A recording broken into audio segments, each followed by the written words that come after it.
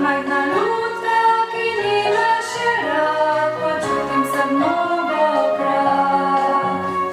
Ko gledam oblake objokanih lic in slišim še krike pregonjenih ptic, v strahu pred temo se pesem rodi, na nič se nam ne zgodi.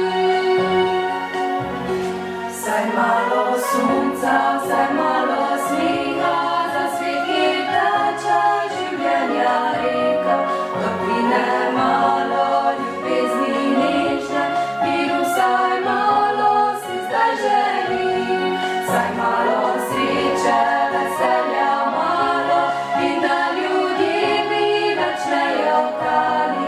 Miru vsaj malo, vsaj eno željo, da upanja zdaj še ne izgubim. Želim, da razumel bi pesem v svet, dekle so, ki poje, kar pravi srce. Ni sama dektim kot osamljeni ptič, ki sluti viharne dni.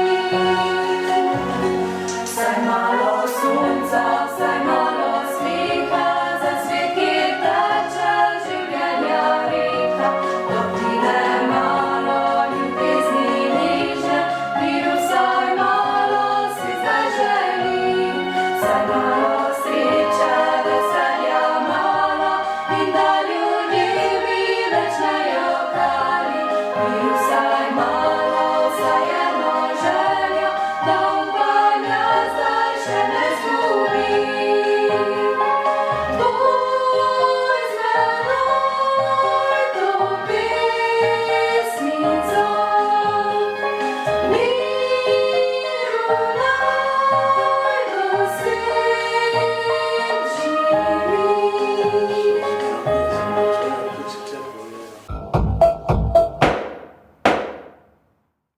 Imam še eno pripombo, če ne zamerite, sem bil v gledališču in takrat, ko je šel kdo na oder, so se luči prižgale, vi ste jih pa prej ugasnili. Če imate še kaj luči, prižgite tudi dvorano, da bi ljudje videli z oči v oči. Samo elektrika je rada. Ne, pa se mi žena pravi, da sem boljši v temi, ampak. Torej, dober dan, sem zelo počaščen, da ste me povabili. Mogoče, kje je deklica, pisateljica je že tu? Kje je? Pridi, da te gledam. No, najprej rečem, gospa organizatorka, da se mi zdi odlična ideja, da ste povabili tako mlado dekle, 23 si stara, sem slišal, kot veš, je Cankar obe svoji knjigi, erotiko pa vinjete, to ti veš, ker to študiraš, napisal, ko me je bilo 23 let, 1899, upam, da boš nova Cankarca. Najprej to z njo opravim, ko so mi rekli, da bom nastopal z nekim dekletom, ki ga nisem poznal, sem prosil gospod Valerijo, da mi pošlje njeno knjigo. Pa moram reči, sem mogoče malo moško šovinističen, čeprav nimam nič s tem, vem, da ste lahko veliko pametnejše od nas, predvsem pa rodite otroke in imate čisto 5-krat večje poslanstvo, kot mi deci. Nimam kakih teh problemov, ampak doma imam, vam povem, en tak štos knjig, ki mi ženske pošiljajo, zlasti moje nekdanje kolegice, učiteljice, pa zdaj na stara leta, pa se nič ne delam norca, hvala Bogu, da se ukvarjajo z besedami in slovensko besedo, da se razumemo. Ampak so glavnem tako, ali so pesmi o vnukih, ali o lepoti domovine, ali o mami, pa zmislil, jaz moram brati 5-krat boljše pisatelje od sebe. Me razumete, ne tiste, ki zdaj se začenjajo učiti, če hočem videti, kak se prav piše. In sem pričakoval tako eno povprečno knjigo. Takoj sem bil izredno, Sara, presunjen in presenečen, kako dobro knjigo si napisala.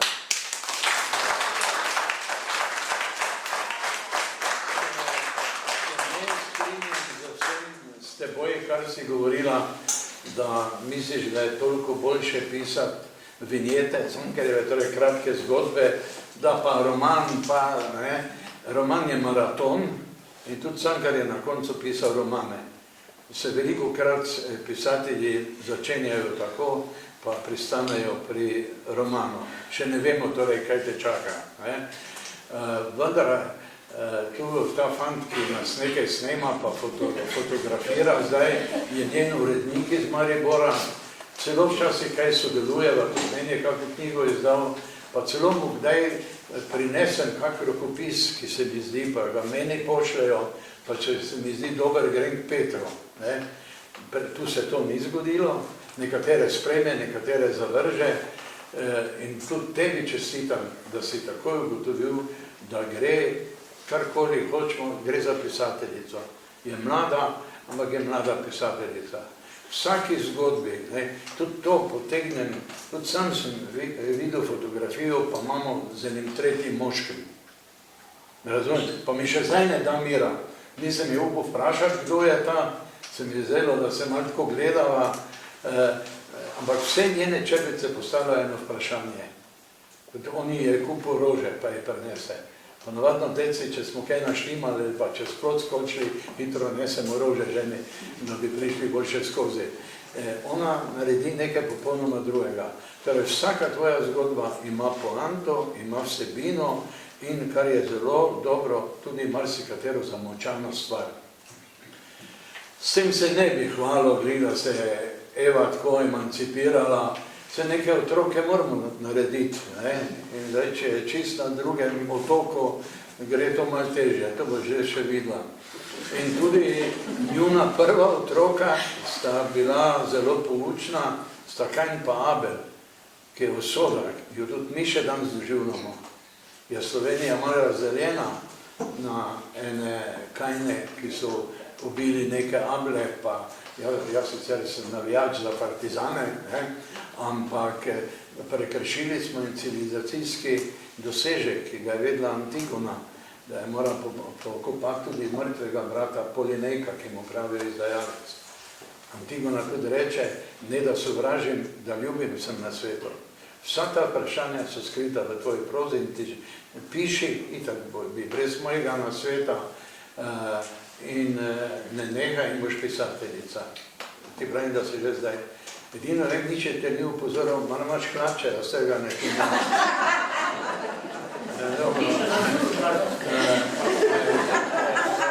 To je prvo, kar bi rad rekel. Vi ste imeli posluh, da ste jo povabili in odlično.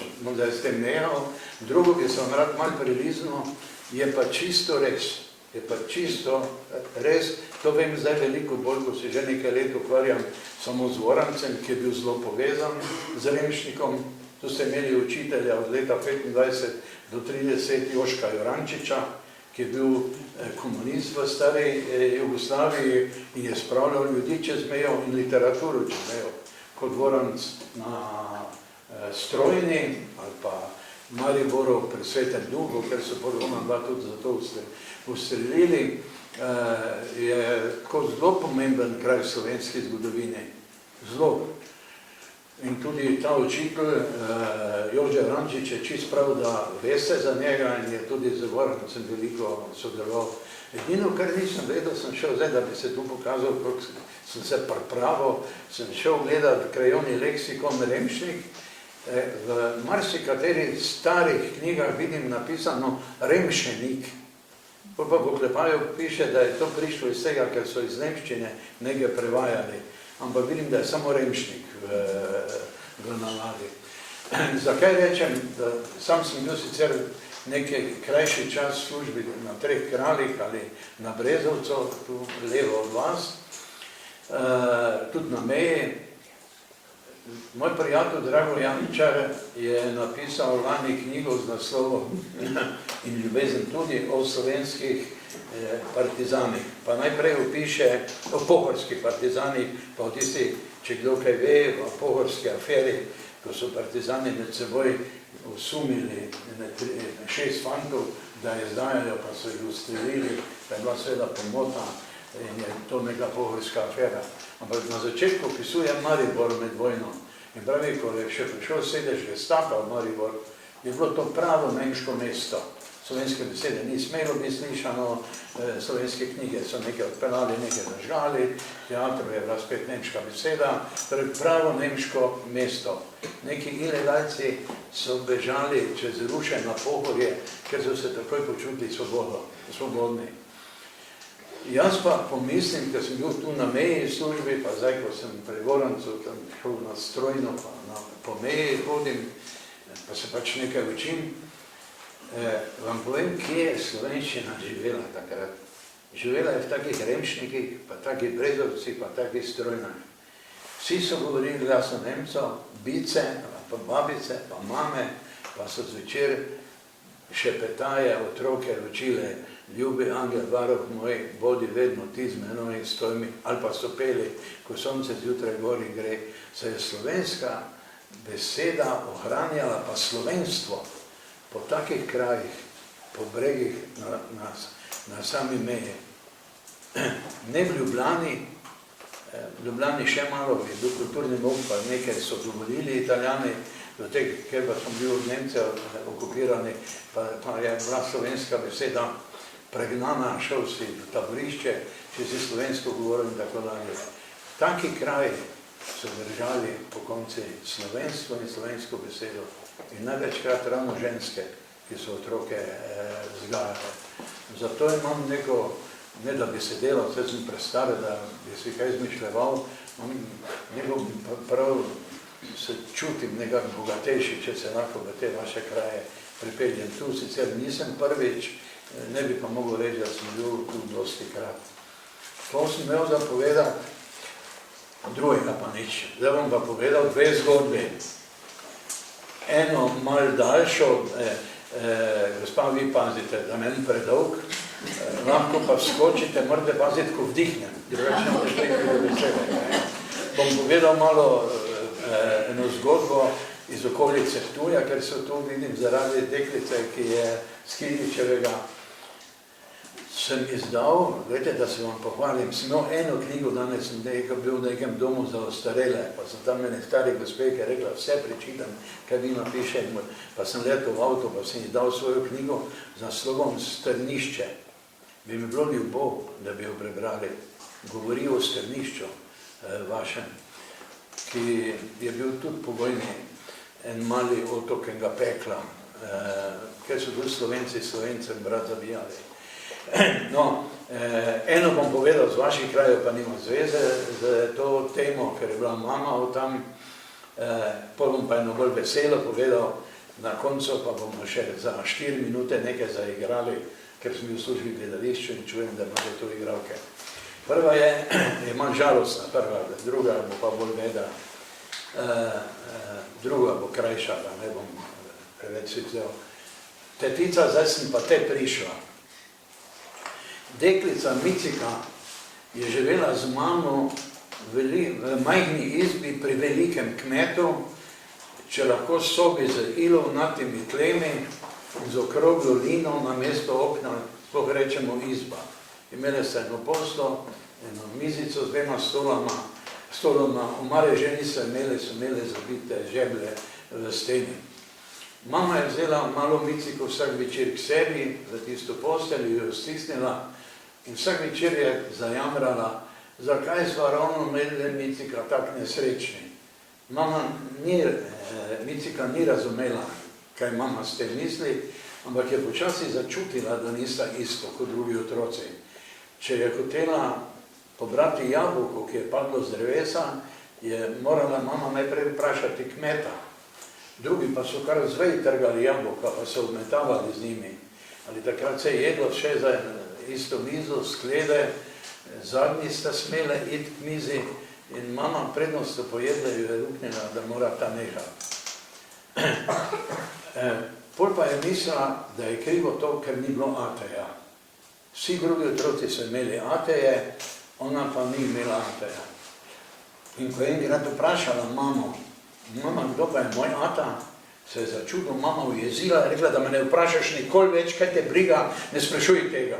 Micika je bila presenečena, če tudi sta šla enkrat z mamo v Ptuj na Barbarin sejem, je bilo tudi eno uro dobre hoje do tja In ko sta šle po sejmu, po strmi ulici dol, se je mama ustavila in tako 40 metrov pred njima je bila ena izložba s čevlji in pred to izložbo je stal en moški in gledal. In mama je rekla, Micka, tista je tvoja ata. Micka se je pognala, da bi tekla k njemu, je mama zgrabila, rekla, ne hodi, nisva vprašali, če lahko. Potem pa je iz tiste trgovine prišla ena gospa z majhno deklico, prijeli so se za roke in šli naprej. Micka je pogledala mamo, je videla, da je tečejo solze, pa ni vprašala nikoli več. Ko je bila malo večja, ampak nekaj dosti več kot 5-6 let, je začela past kmetove krave. Tudi 5-6 krav. Najprej so jih pomagali kmetovi otroci, ampak kar malo jih je sama gonila, sicer čez eno sosednjo vas, ker je bil tam kmet njive, med njivami pazare in bila lepa trava in tam so se pasli. Drugi so pasli na enih manjih podmornom. Micika je bila zelo, že ko je gnala krave, to na glas kričala, Šeka, gremo, Liška, kaj jim gledaš, Perga. Ljudje pa so gledali, pa so rekli, Jezus, tak mala deklinčika, pa že tak pridna pase, pridn otroke, pa seveda to rada slišala. Krave so se pase, sem rekel, bila lepa trava, Micika je sedela v travi, trgala neke večje marjetice, si delala tok venec, si ga delala na glavo in sanjarila. Včasih je sanjarila, da je angel. Ko je bila prvikrat pri maši, je župnik na prižnici rekel, da je nad nami nebo, pa raj, da so tam angeli, ki imajo vse, kar si svet poželi, ker so prišli v nebesa. Pa si je mislila, če imajo angeli vse, imajo sigurno tudi ateje. In jaz, če bi bila gori, bi srečala ateja in bi se prijela za roke in bi hodila po nebeški cesti, pa bi igrala nebeška glasba. Včasih pa zlasti poleti, čeprav ni imela dosti težav s kravami, ko so pikali v badi, so postale krave nervozne in neki dan so se začele bosti Šeka in Liška, pa jih ni mogla razgledati, v hlevu je bil velik bič, ampak je bil prevelik za njo, je imela samo eno paličico, gremo Šeka je bila tako agresivna in naenkrat je počel rok in očitno je zlomila Liški rok, tam, kjer se reče živi rok, ker se je pocedila kri. Je bilo zelo strah in ko je gnala domov, se je od straha jokala že tu. Šla je pa mimo ene hiše, ki je imela plot in vedno je prišla k tisti hiši ena debelejša tetica, tam pravijo, pa je vedno rekla, joj, taka mala deklinčika, pa tak pridno pase, takega otrokajca bi pa jaz tudi rada imela. Pa je tudi ta večer to rekla, ampak Micka se je jokala in je gnala krave domov, kmet je ravno nekaj malical, za eno leseno mizo pod hruško in vse so tako videli, da Liška nima roga in da je krvava. Ženske so priletele neko plahto in zavezane, kmet je spravil krave v hlev, njej pa rekel, pridi zraven. In je odgnal krave, zaprl vrata hleva in se je dal dolgo pravka s kravami. Jih je privezal, ko pa je končal, pa je vzel tisti veliki bič, pa je rekel, poklekni. In Micika je pokleknila in je začel tepst, kamorkoli je padlo, po obrazu, po golih nogicah. Micika je tu, da je mislila, da bo umrla od muke. Ampak so se naenkrat odprla vrata, je prišla notri mama, se postavila pred Miciko, pa je rekla, pa kaj tepete otroka, mene dajte, vse se ni sam naredil. Kmet pa bil, jesli vama dajem, stanovanje vama dajem, ve pa samo škodo. Pa se je mama malo uprla, rekla, saj delava, ja delata hudiča, pa škodo. Potem je mama dajala neke kisove obkladke Micki, tam, kjer se je poznal bič. Micka je trdila, mama, saj nič ne boli. In potem sta šle ležati, mama je hitro utrujena zaspala, Micika pa ni mogla zaspati. Se je mislila, nikoga nimam, tepe me, pa nič ne morem. No, hvala Bogu, pa imam mamo, ki se je potegnila za mene. In tako je šlo proti jeseni, je spet pasla, je bila že visoka koruza na njivah, ona pa na zari in enkrat so jih krave stekle jesti tisto koruzo. Se je zelo bala, da bo pojedla kakšen storž, pa se je zadušila, ker se to lani zgodilo sosedu. To se ni zgodilo, ampak to en velik bogal njive je bil potacan pa popasen. In ko za nalašč se je pripeljal kmet s konjem, privezal konja k jablani in je šel gledat ta vogal njive, preštel 17 koruš, pa preklinjal, Micka je rekla, ja, se si jih spravljala ven, pa niso šle takoj, pa je ni niti pogledal, se odpeljal. Ko je gnala domov, je bila tam spet tista tetica. Pa je rekla, kaj si tako žalostno mala, tak si pridna, veš, takega otrokaca bi pa tudi jaz rada imela. Tam se je vse ponovilo, kmet jo je zaprl, hlev, jo tepo z bičem, da ni več tulila, ampak je samo čakala, kdaj bo prišla mama, pa se zavzela za njo. Ampak mame ni bilo, nekaj Halosa so delali v vinogradu in je šla sama v sobo, pa je čakala, si dala neke obkladke. Ampak ko je mama prišla, je bila neke slabe volje in se je zadrla, pa kaj delaš prokleti čakalk?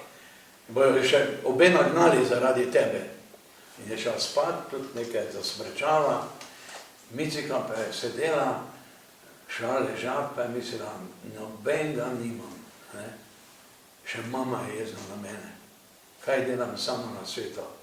Pa se je spomnila na edini lepi stavek, ki ga je danes slišala. Takega otrokeca bi pa tudi jaz rada imela.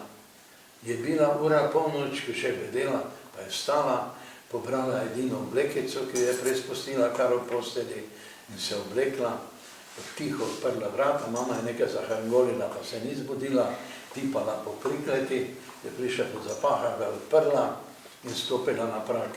Kmetov pes pazi, je pretekel k njej, mahal z repom, pa rekla, ti si tudi sam nocoj. In se je pognala po noči v tisto sosednjo bližnjo vas, Nova vas, ki se tam doma, blizu Moretence, veste, ker je doma tista tetica. Pa rekla, pa naj pride tibi pes, pa mi naredi, kar hoče, moram priti, ja. Pa naj pride hudič z žarečim jezikom, smrt z belo koso, moram priti hiši, ker želijo glih takega otroka, kot sem jaz. In je pritekla, udarila po vratih, je čula, da se notri nekdo prebudil, so se odprla vrata in je prišla na prag tetica v veliki spalni srajci, pomočna in za svečo. Micka pa je rekla, tetica, jaz sem te zdaj prišla. Ja, ljubi otrok, kaj boš ti pri meni? Ja, pa vse ste rekli, da bi radi imeli takega otrokeca, kot sem jaz.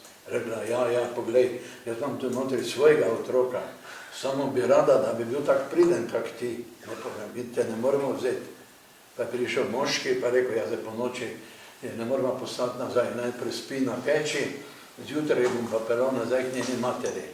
Micka pa se je zadrla, ne grem več nazaj, reši v Dravo. Ljubi otrok, da ne rečeš več kaj takega. To je največji greh. In je ostala tam, polečula na tega otrokeca, ko se je rodil še en fantek, pol je že kmet, je me vej kupil telička, pa je imel kravo, je pa za tisto kravo in je ostala pri njima do svojega 17. leta. Takrat je pa že vedela, da se mora nekam dati in je čula, da v Hočah pri Mariboru iščejo neko pravzaprav svinsko deklo, ampak so rekli, če bo dobra, pa pridna, pa bo lahko, ker so imeli žago, bo lahko kuhala za delo cel kuhni. In Micka je šla, je celi dan hoje in so jo sprejeli. Tam je spoznala manjšega moškega, ki je tudi delal pri tem kmetu, sta se zaljubila in njima smo se rodili brat, sestra in jaz.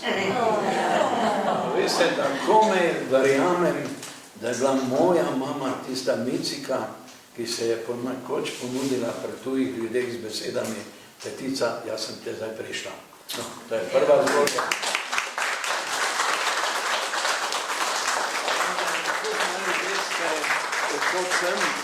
Zdaj bom pa povedal eno knjigo, eno črtico knjiga, da boste verjeli, da sem pisatelj. Včeraj je bil učitelj Cerejo, pa študentke svetovni dan knjige, kot veste, pa bom krajšo povedal na ta račun. In sicer, ali veš, koga so danes pokopali, je vprašal Domen Osorno. Pri naši hiši sva najraje brala midva z mamo. Precej je brala tudi sestra, ne smem biti krivičen, ki je tudi učiteljica, ampak imam nasumno, da je brala v glavnem to, kaj so predpisali za čtivo. Imam pa brata, ne boste verjeli, ki je do predlani prebral sam eno knjigo v Srčka, ker ga je mama prisilila, Lani je pa povečal svoj fond prebranih knjig za 100%, ker je prebral, moški bodo vedeli, avtobiografijo mariborskega nogometaša Marcosa Tavareša iz Argentine, iz Brazilije. Včasih mi reče, to nam sem čul, da nekaj pišeš o naši familiji, pa rečem, ja, nekaj, o meni tudi, pa rečem, pa veš, da Franci, če bi, dobro ali slabo, pa mu rečem, pa preberi vsaj te odlomke, pol me pa ne zanima, pa ne prebere. In čeprav bi mama potrebovala kdaj kako novo ruto, nov predpasnik, nogavice, smo otroci zmeraj tako za novo leto ali kak drug praznik, če smo imeli denar, kupovali knjige. Smo šli v jeseni pobirati slive kmetom, pa smo nekaj dobili in bolj smo jih po vojni, seveda ni bilo veliko knjig, recimo leta 1946 je šlo 16 knjig, ni bilo papirja, ni bilo tiskarn, zdaj sam za otroke izide 5000, gospa, ne vemo, kako sporno starši zbirajo. No, se spomnim, da smo jih kupili knjigo Skodelica kave od Cankarja. Poznate to črtico, ko mama prosil okolje za sin zjutraj reče, Cankar, mama, jaz bi kavo, predal Jezus Kristus, se veš, da ni niti kruha trgiše. In potem celi dan prosi po vrhnike in zvečer nekaj dobi kavo, pa je tako prinese. On pa je že pozabil, pa je si rekel, pa dajte mir, ne maram zdaj. Pa je tako je videl, koliko je mama razočarana, in potem Cankar napiše, če mi na Dunaju v kavarni kakšna natakarica prinese kavo, me vedno zaboli, ker srce je pravičen sodnik in ne pozna odpuščanja. No? In mama, potem ima knjiga, včeraj noč so pa še druge. In ko ata je bil železničar, pa je delal 2-krat na teden nočno službo in mama nas je posadila na eno klop za mizo, pa nam je na glas brala, da bi nas vzgajala. In tudi moja izkušnja je, tudi sem bil v parlamentu, pa sem kaj rekel, pa je Drnovšek vprašal, pa kdo je to kritiziral? Pa so rekli Parzič, pa rekel, a ja, to ti budu, ne se bila prijatelja. Ne, mi je to, da sem veljal za humorista, pomenilo malo več svobode. Sem lahko rekel več. Bi mogoče še tebi rekel, ko se rekel, se rada vračaš v otroštvo, jaz kar nisem upal sam reči, sem si v Kolaku, poznate tisto komedijo, sem si izmislil Timčeka, me razumete? Pa je on rekel take stvari, ki jih ne bi smeli, moramo biti previdni kot odgovorni, moja ata je bil tudi Kolak, to, kar drugi ne upajo reči, sem nekako dal otroko in to so pol politiki rekli, pusti ga se reči, sem imel večje polje svobode, se mi zdi večje. Zdaj pa, ko sem v penziji, pa nisem nikomor nič dolžen, pa pišem romane, kar ti sicer da ni čuješ, ampak še sama jih boš pisala, Luisa, še sama boš pisala dobre. Ker tudi v romanu ni dovolj, da je dolgo, mora biti vse polno z točno takimi situacijami, ko je tvoja. Polje polno. No, če me kaj zelo razveseli, razjezi, zaboli, drugi preklinjajo, ženo pretepejo, jaz pa grem tipkat. Odlično. Sara, bi mogoče še dodala kaj iz tvoje perspektive? Moj odgovor, torej glede avtentičnosti pisanja, bi bil bolj kratek. In sicer jaz bi rekla, glede na to, da sem na začetku svoje pisateljske poti, predvsem, da ostanem zvesta svojemu slogu, svojemu pisanju, da me tudi kritike, ki verjetno bodo prišle, ne potrejo, ampak v bistvu, da ostanem zvesta slogu, ki ga imam, vendar pa odprta za neko nadgrajevanje. Dobro, kaj pa, ne vem, vama pomeni uspeh v literaturi, sploh te številke, ne vem, bralci, vpliv? Mene vprašaš? Ja. Vsake rata te kdo pohvali, da bo imaš peh, raste. V resnici, verom za mene, gospa klicala s televizije, bo prišla v ponedeljek k meni, kaj si mislim o tem, kaj se zdaj kregajo za neke nagrade pisatelje, kulturnikov dodatne, In prej me pa klical eden vsega Janševega reporterja, pravi, vi imate veliko Prešernovo nagrado, pa niste nikoli zaprosili za kak dodatek, ki bi vam kar pripadal normalno, če bi se prijavili, bi dobili nek dodatek k plači, zato, ker imate visoko za življenjsko delo Prešernovo nagrado. In sem mu rekel, sem bil poslanec, nismo imeli takih plač, kot so ljudje mislili. Vseeno, pa moja žena je profesorica geografije, sem imel vsaj 90% višjo plačo od nje. In se mi je zdelo, da bi jaz poslansko plačo nekam zaprosil, da mi nekaj dodajo, se mi zdi, da mi je pa res moralo biti sram. In imam zdaj penzijo, in tudi ljudje mislijo, da imam 3000 penzija, ampak spredaj je številka 2. Ni 2900, je pa 2, pa 5, pa naprej. Ne. Se mi zopet zdi, ne, pa lahko pomagam svoji hčerki, ki je samostojna umetnica v kulturi, pa vem, da bi moče tudi vi radi pomagali komu, ali pa nekdo, ki ima 600 ali pa 700 evrov penzije. Bi ravno tako rad vse naredil, pa ne more, ker nima. Ki imam jaz moralno pravico si želeti kaj več. Torej, nikoli, tudi če sem dobil nagrado ali kaj, nikoli mi ni, pa zaradi tega špehlastil. Že nagrada, ta velika Prešernova, sem dobil 20 000 evrov. Sem si kupil obleko, že nimam več, sem čevlje, še imam, pa pufe, ki smo jih imeli, sem poplačal, ampak vse sem dobil že denar za to, a zdaj še nekaj hočem. Moja sreča in užitek, da sem pisatelj, je malo to, zato sem zdaj na stara leta, da sem star 85 let, če to povem v šoli, me že gledajo, mislijo, da sem z muzeja pobegnil. Mi je nekaj do tega, grem po Mariboru, kar me zelo preseneča, grem na tržnico kupiti regrat, pa mi tam 5 žensk reče, prvič sem prebrala vašo zadnjo knjigo. Ne profesorce, študentke, ne. Se mi zdi vseeno nekako fajn.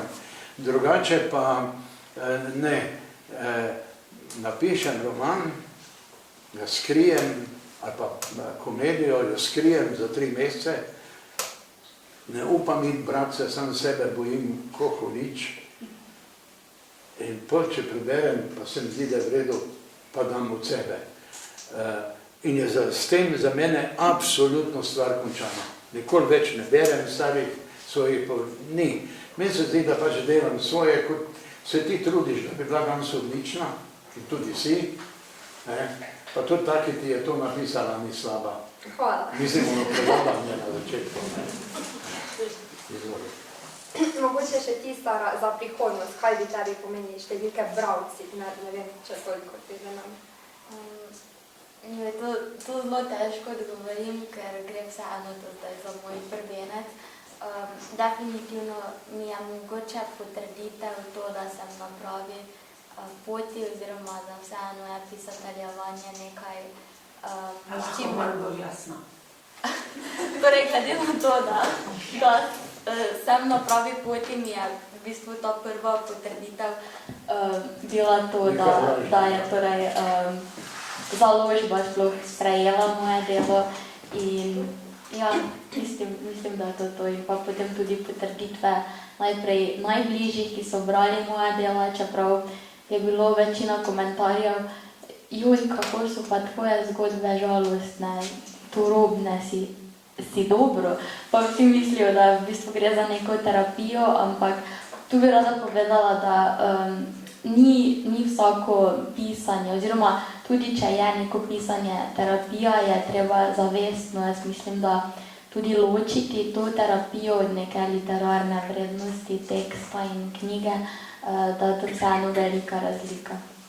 Če ti smem reči, se mi zdi fajn, da rečeš, da ti paše, da so knjigo sprejeli, misliš, da si na pravi poti.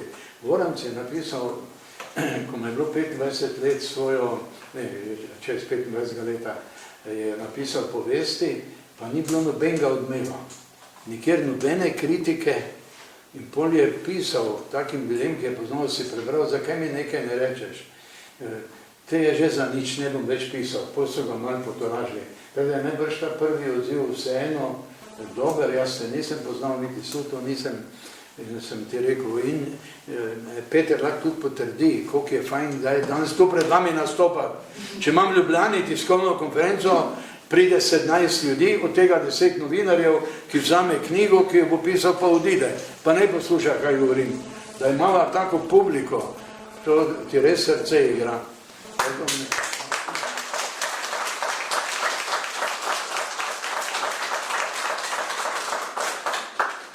Mislim, da je to edinstvena priložnost, da si tako delita oder, nekdo, ki je prehodil že res dolgo pot, ki ima za sabo, lahko rečem, uspešno kariero, pa nekdo, ki se želi temu slediti oziroma se želi pospeti na pisateljski poti, me zanima, oziroma rada bi vaju izvala, da drugemu zastavite vprašanje, kaj vaju zanima v bistvu.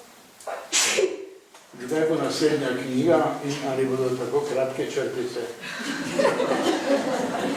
ki so odlične, to je forma, intimna, niče se po dolžini ne meri, moški vejo, kakva druga stvar se meri po dolžini.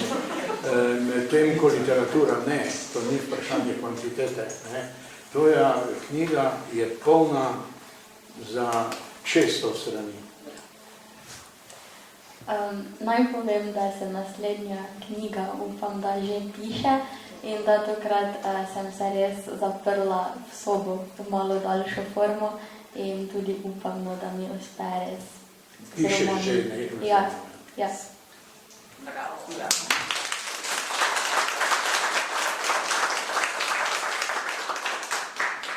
Jaz bi pa vas danes vprašala, res mi je čas, da si delim oder z vami, kako vi gledate na svoje prvo zapisano delo, ki še ni morda izdano v knjižni obliki bilo, ampak na prvi rokopis, ki ste ga gledali in rekli, da bo to nastalo. Sem nekaj pisal na učiteljišču, neke pesmice, eno je bila objavljena, jo še znam na pamet, pa tudi neke črtice, pa tudi jaz sem imel nekega hudiča v sebi, da sem pisal humoreske na učitelje. In so kaj, je kako učitelj prišel k meni, pakli, čestitam, dobro si onega sejemno. To je izkušnja. Če pa rečemo prvo, nikoli nisem normalno bral, sem prej povedal, kako sem bral Jurčiča, celega nekajkrat, bil tak butel, nisem niti vedel, da že beremo pombe. Pol sem pa v nekih takih pubertetnih letih se zelo zaljubil v Cankarja. Tudi še zdaj bi se lahko pred vami považal. Jaz mislim, da znam skoraj za 2 uri na pamet Cankarjeve proze, ker ima tam eno pesniško zbirko, pa pesmi. Tok sem bil revni otroci podeželski, pa slabo oblečeni, pa ne preveč lepi, pa skr sebe sem videl noter, pa mojo mamo. In sem tak živel s tem Cankarjem do svojega 25 leta. In sem napisal prvo knjigo za slovom Ne glej za pticami, so bile malo v modi. Mi smo 3 otroci smo šli od doma, ata pa mama, ki sta, sem rekel, svojimi rokami zgradila hišo, pa sta ostala sama v tej hiši. In se mama tako joče, ko grem jaz zadnji od hiše. Pa je ata reče, Nicka, ne glej, to letijo kot ptice, ne glej za pticami. Pa je bila malo moda, se veš, je dosti zbirko, ptice letijo daljavo, zajc ima ptice, pa bike, pa ne vem kaj, ne. Ampak je kritika napisala upravičeno, da je to malo cankarjanska proza. Jaz pa sem si mislil, porka Madonna, on je genij za celi svet, če bom jaz 10% Cankarja, bom že tudi nekaj malega pomenil. Me razumete, ne? Pol sem šele videl, da kam sem prišel v družbo, so se mi smejali. Ko sem ženi rekel, da bi se poročil z njo, se je prišel čez en teden nazaj, če sem se kecal ali če sem resno mislil. Pol sem videl, da imam en talent, kam sem prišel v družbo, so od mene pričakovali, da jih bom zabaval in tako dalje. Pa sem mislil, kaj bom te jaz plezal za tem Cankarjem, pa pisal žalostno, ko vsi pišajo. Če imam res mogoče smisel za humor, in sem bolj napisal 30 komedij, ki bi lahko rekel, so bile kaj uspešne, so jih igrali okrog. Pol pa sem zlasti zdaj, ko sem v penziji, pa imam dovolj časa, pa pravzaprav iščem, da mogoče nekaj vem, pa bi probal to sporočiti. Zdaj pišem nekaj roman, sem rekel, Goran, to sem tako zaskrbljen. Situacija, ki je danes v svetu, pa kaj ljudje govorijo, je taka, ko je bila pred drugo vojno. Tudi takrat je bila vojska vojna v Etiopiji, že rusko-finska vojna, so bile neke vojne v Evropi, pa so se vsi delali, da jih ni. Zdaj so vojne okoli nas, svet je razdeljen, še bolj je razdeljen na one, ki imajo, pa one, ki nimajo nič. In se mi zdi zagatna situacija, nisem miren. Pa bi to nekakrat sporočil, obenem pa naj kar povem, sem mogoče že vmes rekel, nobenih, kot učitelj sem bil v partiji, tudi nisem mogel dobiti službe, skoraj brez tega. Ampak takoj, ko sem šel od tam, sem izstopil, pa nisem proti. Samo nekak ne prenesem, da bi mi nekdo razlagal, kaj naj delam. Zdaj pa čutim neko dolžnost, pa zdaj si prek Goranca, številnih drugih, bi rad te komuniste pred vojne malo rehabilitiral pri ljudeh. Mi jih gledamo, kot da so bili to dolanci, pa popiti, pa ne vem kaj. Goranc je bil 10 let v tujini, Moša Pijade 10 let v zaporu v Gladnjači. Ne razumete? Ko je Goranc prišel domov, so hčerke bežale od njega, ga niso poznale, ker je bil 7 let star, ko so ga zaprli, pol je pobegnil čez in so bile stare 16 let, ko je zopet prišel. Meni se zdijo prej podobni prvim kristjanom, ki so jih vsi preganjali. In se mi zdi, da mi ne smemo tako nekomu, ki je tam, pa kar takoj obsoditi. Po drugi strani sem pa ravno včeraj malo gledal, vse nisem žena gledala, pa me je klicala to, kaj se je dogajalo v parlamentu, pa sem tudi obupan, ljudje so tam manj kulturni, kot smo mi bili, pa manj kulturni, kot vi. Kaj si tam govorijo? 16 ur, ve se pa naprej, kako bojo glasovali. Se mi zdi, stanje duha se mi ne zdi dobro, če rečem po pravici. Seveda se pa ne znajdem, če se prav, seveda moram vse rokopise oddati prek računalnika, ker se danes je to normalno s tem delam. Ampak da ima to besedo, včasih si, še ko smo si telefonirali, je ena razlagala, kaj se je hčerki zgodilo, da je potem imela abortus. Zdaj pa sam pošlje 3 tiste, ki se jočajo. Nišče več ne zna na dolgo kaj povedati, ne poslušati. Sem tako malo zaskrbljen, ampak je usoda, starci so zmerom, da bo po nas, bo pogreb rasajo pa tako krasni mladi ljudje. Jaz, za razliko od drugih, mislim, da imamo odlične mlade ljudi, tudi take, ko sta vedve, pa ti, ki rasajo, kaj vi veste več kot mi. Jaz nisem so rekli Sahara, smisel, da je sam pesek. Danes pa to lahko vidim, vi veste, kako je. Potujete po svetu. Sem pobiral te štoparje, ko sem se vozil do Ljubljane, pa je bil slovenski goric. Kje boš pa na počitnici? Ja, grem v Pakistan, grem v Indijo. Kaj vse poznate, kje vse ste bili? Mislim, da nam raste precej izobražena in dobra generacija. Skrbi me pa vseeno to, da kaki bes pa jezo ne znajo v sebi obdržati, pa se med sabo koljejo že v nižji razredi osnovne šole. To me pa kar malo skrbi. Nisem, nažalost, ravno optimistično razpoložen za trenutno situacijo v svetu. Ampak če gledam Hitlerja, gledate kakšne govore, pa Mussolinija, se vidiš, da je pede z tem, a je ta, ki je v Ameriki zdaj izvoljen, kaj boljši? A je kaj boljši? Je kaj bolj pametno? Kaj nekaj poplesuje, pa nekaj govori, me skrbi, kakvi ljudje imajo moč pa denar. Kot je Hitler rekel, rabim Poljsko pa Rusijo, ker vse Germani potrebujemo večji prostor, bomo lažje živeli. Ta reče, potrebujem Grenlandijo v Ameriki. In dosti krat, ko bi rekel, pozitivni ljudje to težko ustavijo. Reče, emigrirajo, ali kaj. Sem malo zaskrbljen, ne bom trosil kakega pesimizma, ampak se mi zdi, da ni ravno čas, da bi nadaljeval s komedijami. Hvala. Cenjena gosta, za vaju smo tudi pripravili še manjše darilo, ki je sad remšniških kmetij. Naj vaju v vsakem grižljaju spominja to družno... Vam sem rekel, so rekli, če kaj želim, pa sem rekel, pol kolača črnega kruha mi dajte. Jezus, oprostite. Oprostite. Ne smete na glas razmišljati. Hvala lepa. Hvala lepa.